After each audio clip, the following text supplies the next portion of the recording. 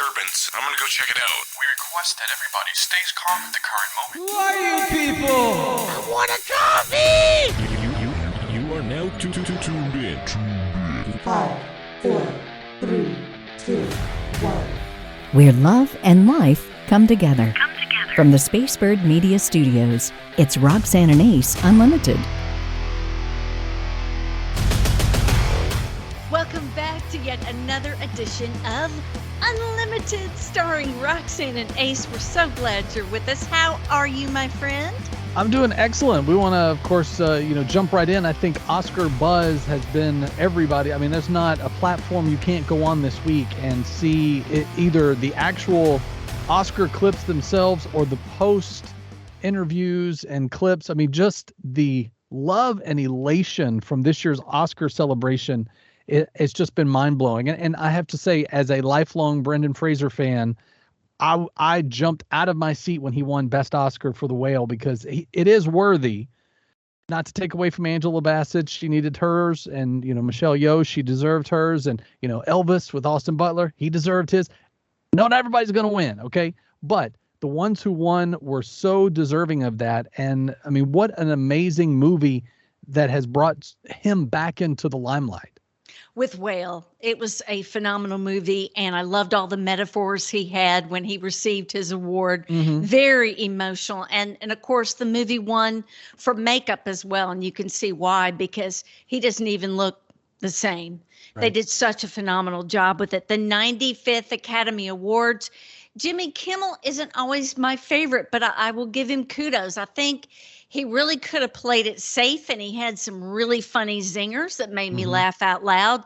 He's not Billy Crystal, and Billy Crystal's my favorite host of the Academy Awards. Sure. But I do think his little joke about Tom Cruise and, L. Ron Hubbard was quite hilarious. Yeah. We could have done without the cocaine bear. I just wasn't interested in that. But Lady Gaga, and I almost texted you, and I thought, well, he might be asleep. I need to behave. I was watching, yeah. When she was pared down, just blue jeans, no makeup, and just ripping out that song from Top Gun Maverick, chills went up. It was so well done.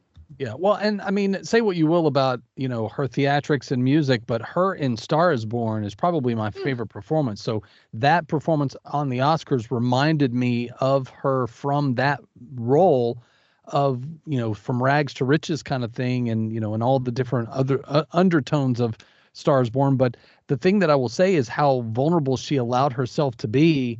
And it's a side that, because I mean, really at this point, you either love Gaga because she's got talent, you love her because, you've grown to see how much she's matured and revamped herself as an artist, whether that's musically or as an actress.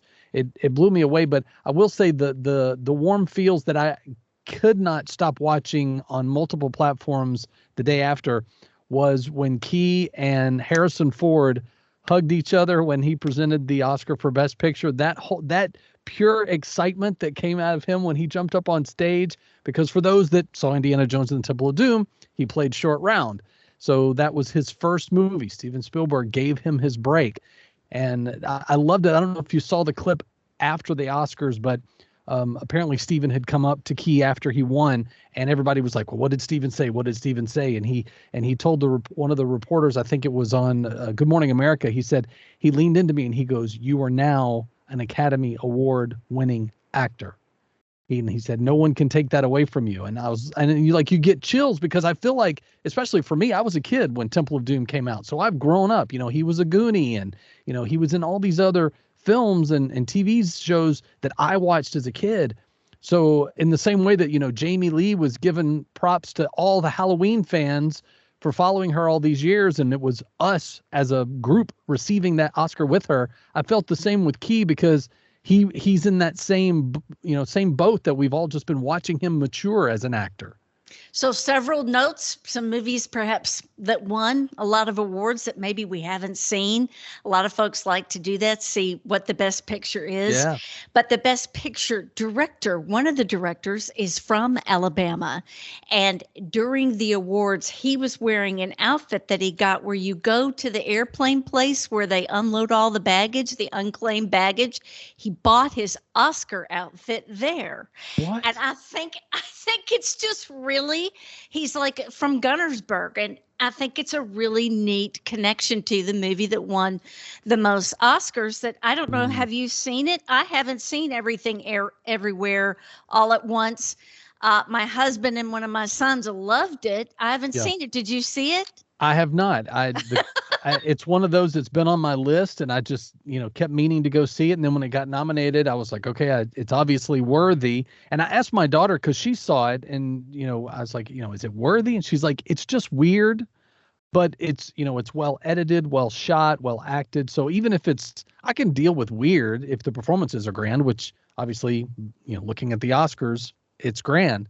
So I will say that's the one that's at the top of my list for the weekend. I got to definitely catch up on that one to see. And if you haven't seen The Whale, please, definitely, it's streaming now. And Brendan Fraser, watching him come from a caveman with Pauly Shore and Encino Man to The Whale, is just the dynamics of that. And I will say this too, because even if you didn't watch the Oscars, even if you're not a movie buff, the thing that still blew me away was the humility and how much Jamie Lee and Key and Michelle, like all the winners, at some point in the making of the films they won for, were doubting themselves as actors and whether they were ever going to be called or if anybody was even going to watch this, And so I think we all know what that feels like, that even when you're in a career slump or you're in a creative slump, you get to that point where nobody wants to hear from me, nobody wants to hire me, and you think you're not any good,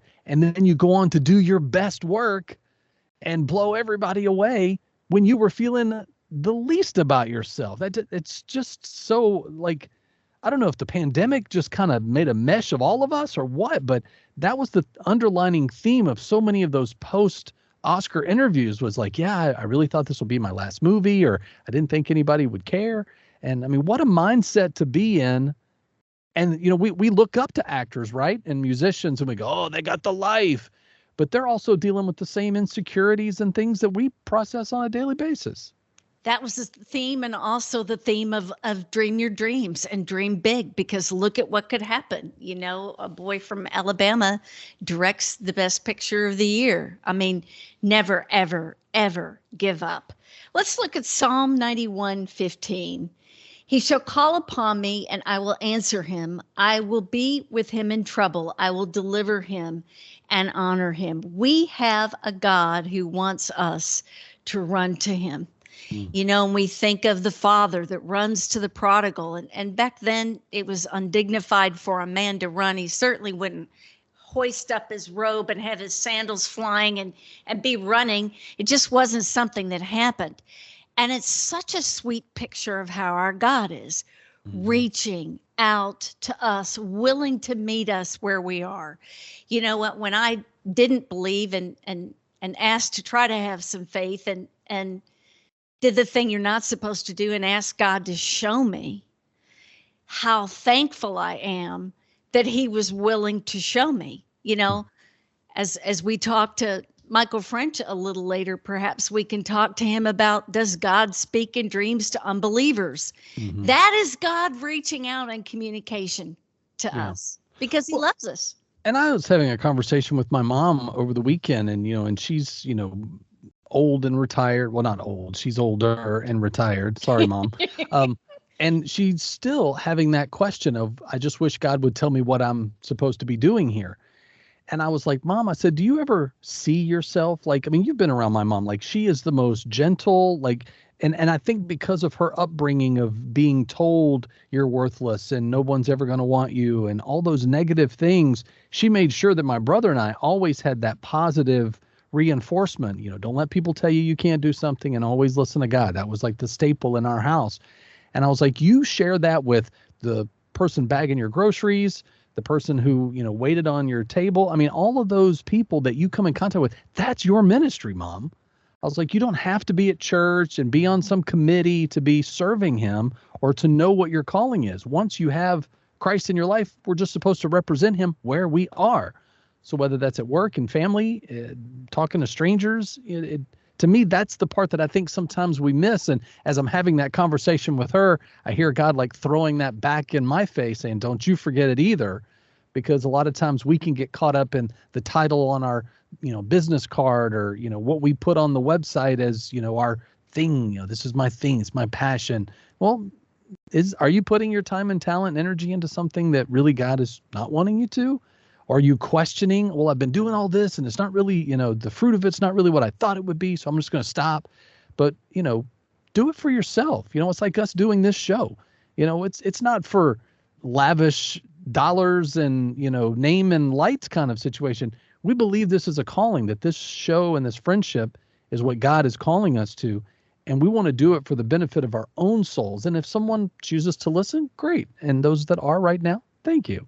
But again, it's all about just serving where you're at so that if nothing else, you at least are constantly reminded that you are leaning into him.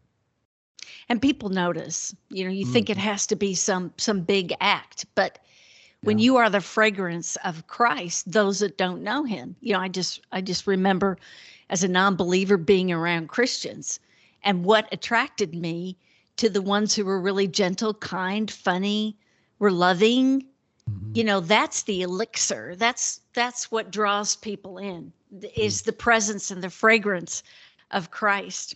Well, we like to talk about what's trending for spring. And Ace, the next time perhaps we fire up YouTube, you may see me in my feathers, because apparently we are to be fringed and feathered this season. I happen to like feathers. Lots of ostrich feathers on your outfits. Everything needs to be spangly and sparkly. So it looks like I may be in this season, because that is what's big. I will say, going back to the Oscars, Nicole Kidman, if she were any prettier, I think she's in her early 50s now. Forgive me if she isn't. Yeah. She looks 22, but her dress with the big flamboyant flowers, at her hip, and the big slit, and it was very wow, it was just fabulous. Yep. That is in for spring. I'm just letting you know, if you're pink, if you're sparkly, and if you have a feather coming out of your cap, you're going to be in. Just want you to know. It's true. Something else that's in, and I know also adds a fragrance that we all love, is the Roxanne blend of coffee, thanks to our friends at My Brother's Cup. Because here's what's cool about that is, if you haven't tried the Roxanne blend, it's like little pecans and it's got a little butterfly on the bag. And, it's one of those top sellers for a reason. And then you add the fact that there's ministry behind it, only makes it even sweeter. Kay Putman, oh, what a wonderful woman, is running this on her own now. We lost Mike, and he was a serious drug addict, and said, you know what, Lord, how can you use me? And the Lord was like, you're going to be a coffee businessman, and you're going to go into some of the most dangerous places in the world, and they're going to invite you in. And so the coffee sends those teams around the world, and we're so grateful to be in association with them, for sure. So I have to ask Ace McCabe, since he's cool and hip and wears a fedora and has a lot of really cool tattoos and is super cute, if you would consider taking your wife's last name. It's another new trend. You would consider it? Absolutely, I would. Yeah. I'm looking at you. I'm looking at you right now. You would consider it. 100%. For two things. One, anytime that I get a chance to honor my wife, I want to do it. And I also will say that as someone who has, gone from my birth name to my adopted name to my radio name to everything in between, I need an identity. And so, and when we got married, I mean, she kept her name from her previous marriage, but we did it for a couple of reasons. One, it is the name that she's known by in the theater community, which is a very big deal where we live. And then also for the benefit of the kids, if they were to get sick or be rushed to an emergency room, being able to match name to name, that makes a big difference. So, and again, at the end of the day, it is just a name. I mean, as honoring and I think as respectful as they can be and they should be to a point, she still calls me, boo, and I still call her baby boo and whatever. I mean, listen to that. Shugums and, I mean, that you can't put that on a marriage certificate. Well, they say, sometimes parents who are very traditional get upset if their son, if their last name is not used. However, some say, and this is based out of a really cool story out of the New York Times, if you've got time to go look at it. But one of the things that happened was the man was Czechoslovakian, and his last name, I won't even begin to try to pronounce it, but he was marrying Nancy Valentine. And so he wanted to be Valentine because it's just beautiful and memorable and people can pronounce it. Yeah. Well, I mean, these days, what truly is tradition anymore? I think I saw a joke somewhere on social media where a kid was saying legacy is only what the meaning of legacy is that it's peer pressure from dead people. And so I thought, that's so true. Punchline aside, but it's so true. I mean, build your own legacy with your own traditions. That's what I think is beautiful about that. Well, speaking of legacies, our dear friend Terren Newell has done that. This guy is like the mortgage guru. I mean, he gets a thrill out of researching how to save you a lot of money, how to come up with programs that are going to benefit you. And he's a wonderful Christian, sweet man. He and Andrea are awesome. They've built Birmingham Mortgage Group, and it's benefited a great number of my friends, you and I. Yeah. What they do is, well, I shouldn't be in the house I'm in. I mean, we had to go through some hoops, and he helps people to do that. If you're not quite prepared, and we say, with the interest rates, nobody's doing anything right now. Oh, no, you need to get in a house if you're renting, and he can make that a possibility.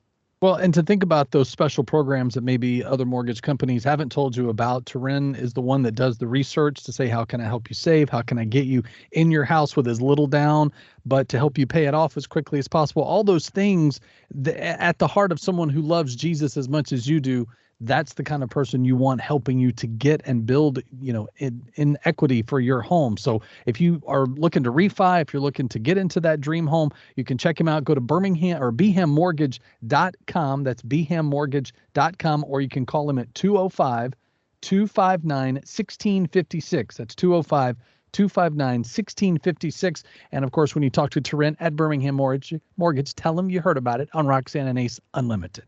I love it. Hey, have you ever been hurt in church?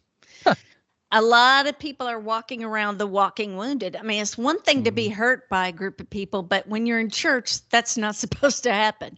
Yeah. And so when it happens, it stings. But here's the thing. We have to be able to heal from church hurt. We can use it as an excuse never to go back to church, but the Lord really wants us to be in community. Well, and something that was, after it being through years of being a part of church plants where you're really rooted from the first Sunday on, and you see it grow from, a little elementary school into its own building and all that. I mean, that's amazing to see God do that, but you're really invested. And when you get to that point and then you're hurt along the way and you realize it wasn't the church that hurt you, it was a person, a sinful person, just like yourself.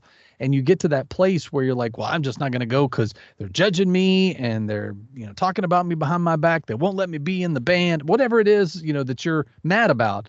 But kind of an epiphany in the midst of church hurt that might make sense to you. It made sense to me in my moment of, think about it like your car. Like you get a new car or new to you car, and it comes with an instruction manual that tells you, you need to make sure at 3,000 miles you put new oil, or, keep your tire pressure at, 35 pounds, and, all the different things, none of which is judging you or calling you stupid. It's making a suggestion because the manufacturer told you this is how we believe your car will run best when you do these things, if you do these things. And the Bible and the teachings of the church are the same. The church is not there to judge us. They're there to just give us instructions to say, here's the manual. If you choose to follow these things that God is saying, because he is the creator of all, his word and us, our living flesh is here because of God. If we read that manual and have an understanding that if we do those things, we will have a peaceful life, a fruitful life, a graceful life. But when we don't, it's a big pile of dog mess. I mean, it falls apart because we chose to negate the manual. So if you're in the midst of church hurt, immediately be praying where God would want you to visit. And I always say, give it the 3 Sunday challenge. Go same church 3 weeks in a row so that you feel like you got a good, sample platter of that church and what they provide. And then see where God connects you as you start to make either roots within that church or even within your community. As you go, well, I didn't end up at this church, but I love that I went because I've got friends who I was able to tell that they went over there and they love it and it's perfect for them. So there's a way for us to get past we could make a million reasons why we're not going to go. I mean, daylight savings time, probably one of the thinnest services any of us saw. I was ready in 17 minutes. Ace, you know me. That means, impressive. I need a whole suitcase just for my face. Yeah. And I made it. Can you believe impressive. That? Have you ever seen me get ready in 17 minutes? Never. I forgot about it and went rip roaring, but I'm not going to miss church. I love it. Yeah. Yeah. So, and again, not to make light of true church pain, or you feel like you just can't go back, giving yourself that time to say, have I healed from the things that hurt me at church XYZ, or have I even given it to God and had a conversation of what is my role? Because here's the thing too, and this bears always reminding ourselves of this. Sometimes our time in church is not to serve, it's to be a pew warmer so that we can be fed, so that we can remember what it's like to be in church and to worship. And even this Sunday, when, being as a musician, playing in multiple church services on Sunday, it'd be very easy for me every week to just go and time to play, and then feel like I'm not being refreshed, which is what church is for, not just in the message, but definitely in the music for me as a musician. And so it's not about, did I play every lick right? It was a matter of, I sang with my heart as the songs were going on, and I can't sing, so I'm singing with my heart because it's the only one that's in perfect pitch. But allowing ourselves to see church as a place to refresh. And I've even understood why some people drive 30, 45 minutes to the church that they like, while it may not be in their community. It's a church that they feel connected, that God has said, this is where you are for this season. And then when the time comes, he may call you to something that's around the corner from your house. I've been in those situations, but we have to allow ourselves to know that we need the community. And not to bring up Asbury again, but it's true. We're clearly hungry for that community and that connection with God. And where else are we going to get that? When you bring that up too, at Troy University, the services there went on and on and on. And at like midnight, one student said, oh, you've got to see the video. One student said, I have to be baptized. And they went to that beautiful fountain on the campus of Troy University. Yeah. And they baptized that young man right then and there. And the euphoria on his face and the students, and it's midnight. And it was like a light. I don't know how it was just God. Everyone was lit up standing in this fountain. I mean, it is a time of revival. Yeah. And we got to forgive, okay, church hurt. But what I have found is most of the time when you're really offended, that person has no idea that they're offensive and doesn't excuse them, but they have no idea. And they would be appalled. They don't want to hurt you. I believe that. Or even if they were vindictive and they wanted to be mean so you would leave, and then they might get privileges that they wouldn't have if you were there. But again, we give people more power than they need. And a lot of times we don't realize we've given it to them, but that could be the church hurt that you're feeling. It's not that the person that hurt you, it's that you chose not to let go of it, of someone that's probably not even in your life every day. And I mean, and that's not even just church. I mean, everywhere. If you've been hurt by anyone at any time, the girl that broke up with you at 16, if you're still letting what she said to you when she broke up and gave you your class ring back, why are you still giving someone that you don't even see that much power? And then you're letting it dictate everything that's in front of you relationship wise, just like we do then how we view the church. We're letting someone from X number of months or years ago dictate whether we're in community with other fellow believers. Stop it. Just go to church. There are lots of them. Sure. I was one of them. I've been there, done that, burned the T-shirt, man. I made hot dogs and s'mores out of it. Well, Talking about. I want to close on an upbeat, and I've talked too much. So I hope we have just a second to just squeeze in a little bit more. I gave you in your sheets for preparation. You have to laugh at me, Ace. 200 questions that we're to ask each other to get to know each other a whole lot better. You and I have been friends a long time, so we've answered a lot of these questions. And I know we're in closing here, but the number one question is, what is your favorite way to spend a day off? And I want you to answer that because you are a guy who works a lot. Well, so I'll tell you what I did on Sunday afternoon, right? Because I had a very busy weekend and I was a little sleep deprived from the time change, but came home from church, made my cauliflower pizza, which is like my new love lately. It's so good, so easy. And I watched basketball and XFL in my jammies. That was me. Took my fedora off. I was living my best life. May have even fallen asleep. I think at some point I did. And I was like, oh, it's changed games. It was two different teams all of a sudden. I was like, okay, apparently I did fall asleep. So that or a day at the movie theater, like to go and see like a big release on the screen where I can just unplug. It's what I call eye candy. So like for me, like a Marvel movie or a, what's the Fast and Furious? Like I'm so excited for the new Fast and Furious. Like that's just unplug, blow stuff up, fast cars, funny punchlines, whatever, nostalgic stuff. Is just such an easy. What about for you? Well, I've gotten into healthy cooking, so I am cooking with coconut oil and coconut sugars, and I enjoy putting together recipes that are super healthy, and so that's fun. I love to read. I read probably 2 to 3 books a week. I've gotten really into exercise, but the coolest thing. I have always dreamed of having a garden, and I have no way of knowing how to do one. Yeah. I'm not real fond of dirt, but I love plants. Manure's not my favorite thing. And I would start to read and think, well, this is too complicated. Forget it. I'll never have a garden. Mm-hmm. But my friend Liz gifted me with a garden. Wow. And Ace, I'm going to have, if I don't kill them, strawberries and peppers and spinach. You and I love spinach and all different kinds of tomatoes. And I'm over the moon excited. And it wasn't that complicated. And so I will let you know if I can be a successful gardener. But it's fun. We need to make sure we're using our social media page so that way people can see the progress of the garden as it's growing, because it would give hope to all of us that don't know jack about gardening. I remember when I was a kid, my dad took care of a lady from our church. He took care of her garden, and she's like, look, I can't pay you, but you take, the garden is in plenty. Take whatever you want. So we had fresh tomatoes and we had okra and corn and cucumbers. I mean, we had a plethora of that stuff growing up.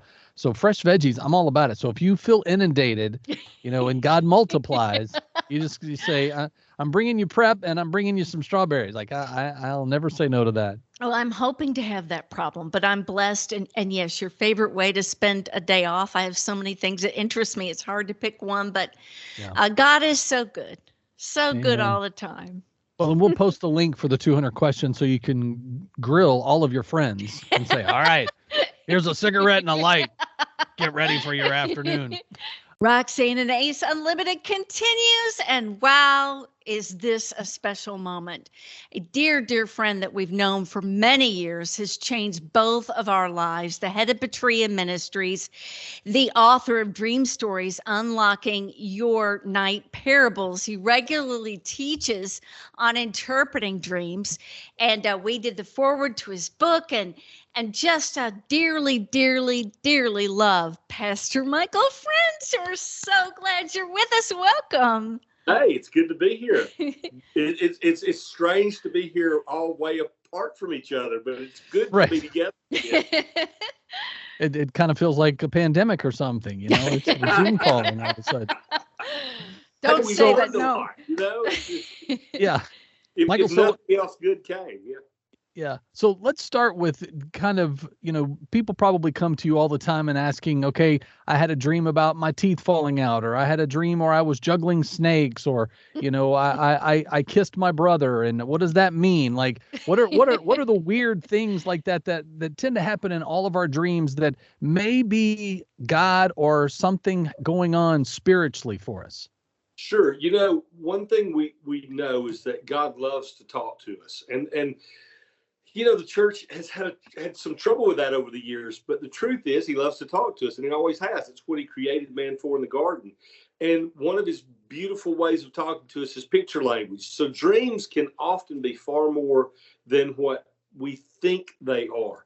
And we see all kinds of symbols. I mean, you named, actually, Ace, you named 2 or 3 of the top symbols that we see in dreams all over the world. Probably 2 or 3 of those are in the top 20. Teeth falling out is an extremely common dream, and most people will blow it off and just think, well, it didn't mean anything, or it was just weird, juggling snakes, But your teeth falling out. Teeth are what we use to chew food up. You think about dreams. God's just talking to us with pictures that make sense to us. So we use teeth to chew our food up. It's how we chew on things. It's how we gain wisdom. It's how we glean information or gain understanding. So if my teeth are falling out, I'm probably losing my ability to comprehend or understand something. My wisdom teeth falling out might mean I'm losing a little bit of wisdom. Or the eye teeth falling out might mean I'm not really seeing things clearly. It's not real complicated. It's simple stuff. So it's just that we don't take the time to stop and ask Holy Spirit, were you trying to say something? And if so, what? Well, Tony Soprano, one of the most famous dreams ever from television, from The Sopranos, has his teeth fall out. And in the dream, he thinks he has Alzheimer's. So it's just, but I thought, I know all about that because I have been hanging out with Michael French. Well, I don't want it to be all about me because that's selfish, but I did have the most epic dream that I believe God timed right before this. I need to know, can we plunge right into that, Ace, right now? Please. And I'm curious of the dream. It's really so crazy. All right. Hannah, my daughter, is about 6 years old in this dream. And it's so specific, I can't even believe it. We were trying to get back to Birmingham from New York City. We were looking for Southwest Airlines in this very large building. And for some reason, Southwest Airlines was on the 10th floor, which makes no sense. But we get there, we see the plane. We're in a hurry to get on the plane. And the plane is like, you know how much I love Grogu and Mandalorian. Mm-hmm. The plane has little egg pods up the outside of the plane as far back as you can see, and you get in your little egg pod to fly. And Hannah's over me in her little egg pod, and only this one zips. I don't believe Grogu zips, Michael. No. But we're zipping up and we're inside our little pod, but we're outside the plane. And then there's a problem with Hannah's paperwork, right? And she's a little girl. She's above me and she has a problem with her paperwork. And I don't know if we're going to get thrown off the plane or whatever. And then this man, he wasn't the Mandalorian, a man, Michael, that I have never seen, that had I could draw him, that had the kindest face, sort of a Harrison Ford-like, leans over out of his pod to Hannah and says, young lady, I'm going to take care of all that. And she's handing up the papers to him. And he's so kind and he's so lovely. And I can see his face. And it was so beautiful and so warm. And then I woke up and I was mad that I woke up. And so there's my epic dream. Oh, it's cool. It's an awesome dream, too. And let me just say, there's several things in that dream that are I'm gonna hit, because we're talking for the first time in the podcast format. I'll hit maybe a couple symbols that are real common that are in the dream, and then we'll talk about your dream specifically. That way, everybody benefits from your dream. Yay! But one of the things, traveling like flying places, and particularly flying from like a large city home, talks about will often have to do with a journey in life. No surprise there, right? A journey in life or something to do with our journey.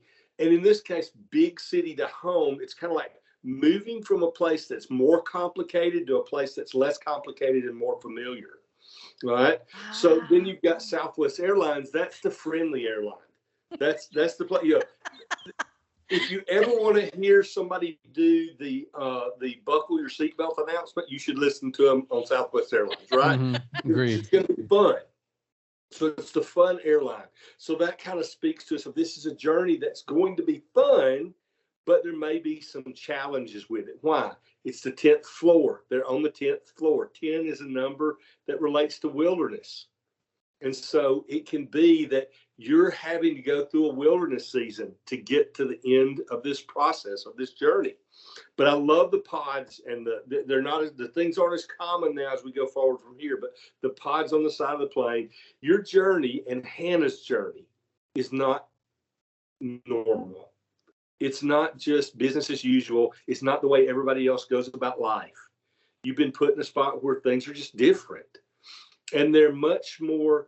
You might even say advanced, or much more, deeper in the way things are approached. But I love the very end, because the guy who leans over, anytime we see a faceless person, and when I say faceless, it doesn't mean you can't recognize the face. It just means that their face is not prominent or identifiable. They're everyman, almost kind of a face. Or, well, it reminded me of a Harrison Ford, but it has that glow and that feel to it. It's often going to be angelic, or even the Lord showing up in a dream. So you take all those pieces together, and we look at your dream, and it says that you and Hannah are on a journey, and that she is not in the fullness of, Hannah, if you're listening to this, sorry, I don't mean this. He's doubting you. Go ahead. Yeah. She's not in the fullness of her maturity. She's in a more childlike place. And I said childlike intentionally, not childish. Mm-hmm. That is a place to learn and grow. Okay. And so you're in this journey where she's on a place to learn and go, and everything hasn't gone well. Everything hasn't gone right. In fact, there's been a lot of problems, a lot of wilderness to get to the end result. But there's somebody there.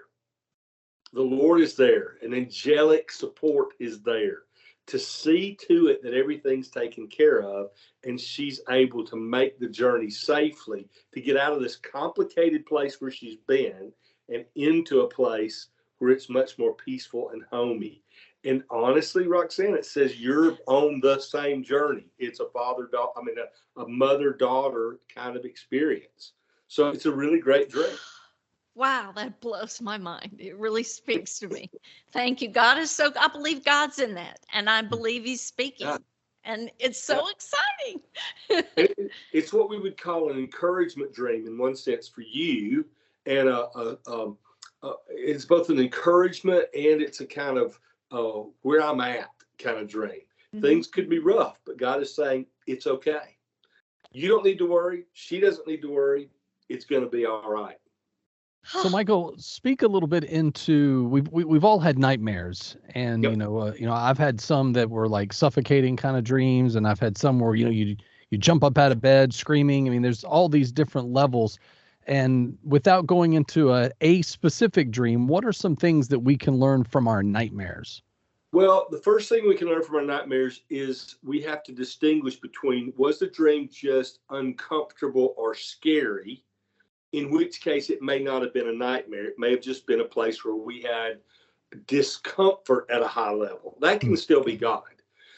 But if it moved beyond that into a terror or into a real deep fear, which is really what you're asking about here, then we can learn things from those, because even though those aren't from God, they can reveal the enemy's plans. So dreams come from three places. They come from God, they come from our enemy, and they come from our own soul. And so we can learn something from all three types of dreams, not just the ones that come from God. And so oftentimes when we have a nightmare, it's one of two things. It's either the enemy trying to stop our purpose, to cut off our destiny, in which case we can learn this: we have a destiny.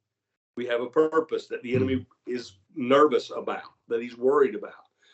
Or number two, it's designed to create fear in us that ultimately stops our destiny. In other words, it doesn't attack our destiny directly, but it stops us from pursuing it because we have fear also opens up the door. This is not our topic today, but fear opens up the door to demonic affliction or demonic oppression or demonic attack. Depending on your spiritual background, you'll use different language for it, but basically just a more direct attack from the enemy. And so if the enemy can get us into a lot of fear, then he opens us up to those kind of attacks. So cut off our destiny or open us up to attack are the primary things. And in both cases, we learn something. God's in control.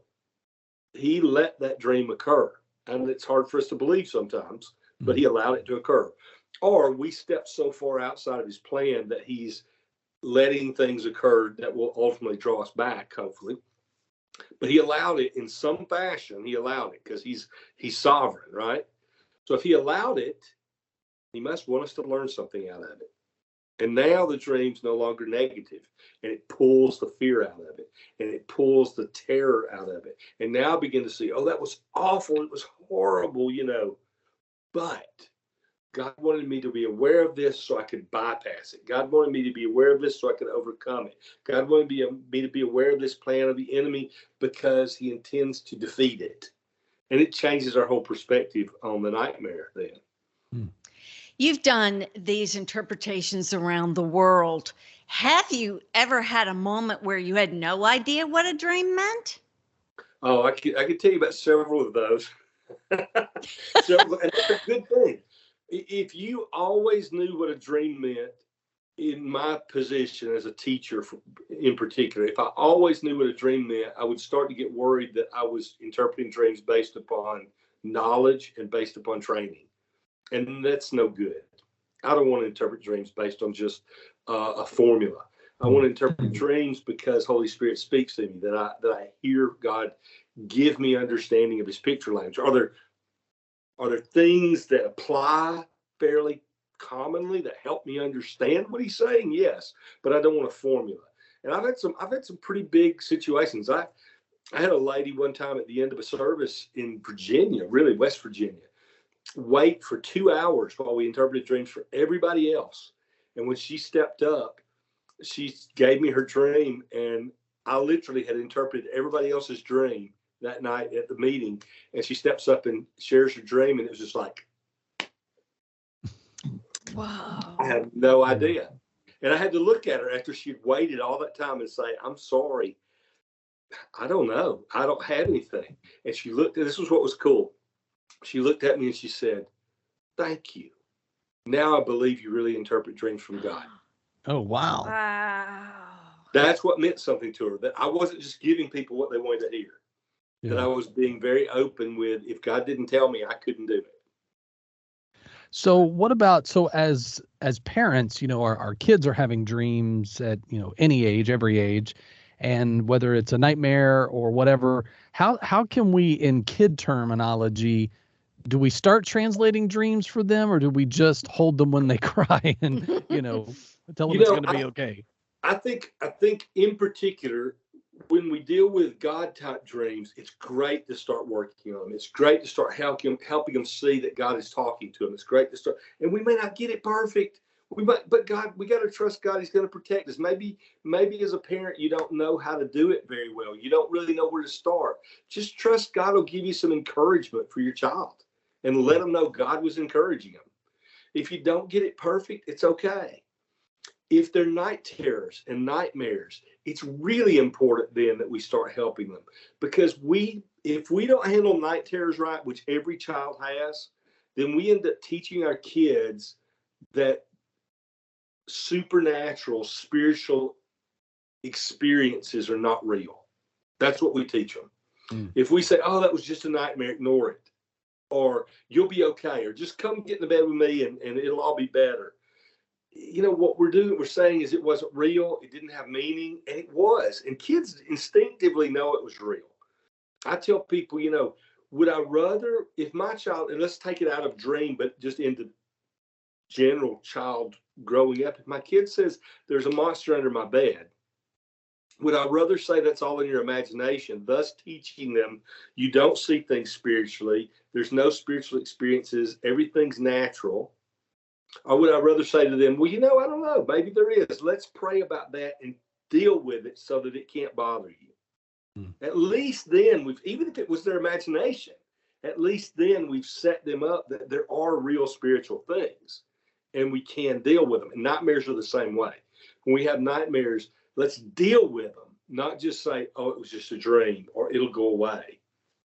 A lot of times, heavy nightmares are a way the enemy wants to cut off a child's dream life so they don't hear from the Lord later.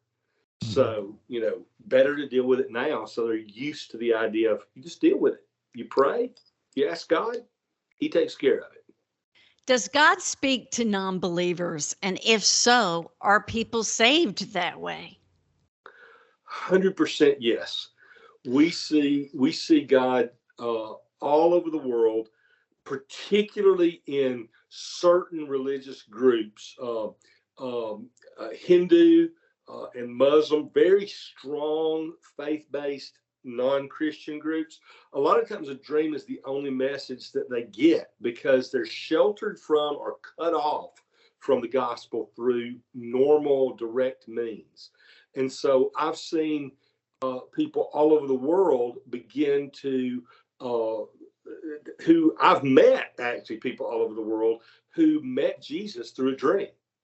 And a lot of times those dreams would be even more direct. I remember one, I was walking along a bridge, like a hanging bridge in a jungle type scene. And I was walking parallel to this other person who was really dark. And all of a sudden their bridge went away and another bridge came up close. And this man in beautiful white clothing was standing there. And he invited me to come over to his bridge. Well, we know pretty much straightforward what that dream means, right? And they do too. There's something there that unlocks in the person when they get a direct dream like that. And so we see it have tremendous value. So what about recurring dreams? So, sometimes you'll have the exact same dream multiple times in, a year or months or whatever. And maybe some of the little details might be different, but it's almost the same dream. Is that for us stubborn-headed people? Like we're not getting God's message and we need to hear it over and over again? I tell people this is, there's a place in Scripture where it says, in the mouth of 2 or 3 witnesses, let a thing be established, right? So we also know that in particular with dreams, there is the dreams of Pharaoh, for example, where he had the dream twice, very similar dreams. And Joseph and the Lord ultimately said, this is established. It's going to happen. When you dream something twice, there's almost a guarantee you're going to have to deal with this in some way. It's established. But I tell people, because a lot of times people will talk then about recurring dreams. And then that makes them nervous because they're not real happy with whatever's going on in the recurring dream. And they'll say, I've had this dream, once a week or 2 or 3 times a month since I was 6 years old. That's not an it's established dream. Dreams repeatedly over and over again are a knock-knock dream. That's the Holy Spirit knocking on the door of the heart saying, I'm trying to tell you something. And you're exactly right, Ace. Are you going to pay attention? Ultimately, you need to listen to this. And what's cool to me is a lot of times God will start with a dream when they're 6 years old because they need to hear something when they're 43.